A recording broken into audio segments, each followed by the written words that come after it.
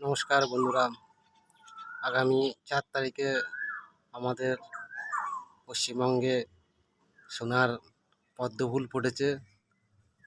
তা আমার মতন অনেকেই হয়তো খুব খুশি হয়েছে, কারণ 1947 সালে হয়তো আমরা ভারত স্বাধীনতার আনন্দ পাইনি, কিন্তু এই প্রথম প্রায় 50 বছর পর পশ্চিমবঙ্গ স্বাধীনতা পেল পদ্মফুলের মাধ্যমে। খুব খুশি আমরা, খুব খুশি। নমস্কার বন্ধুরা, আগামী 4 তারিখে আমাদের পশ্চিমবঙ্গে সোনার পদ্মফুল ফুটেছে।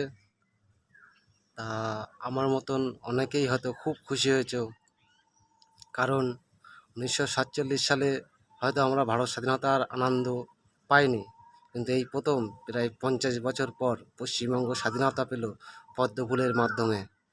খুব খুশি আমরা, খুব খুশি।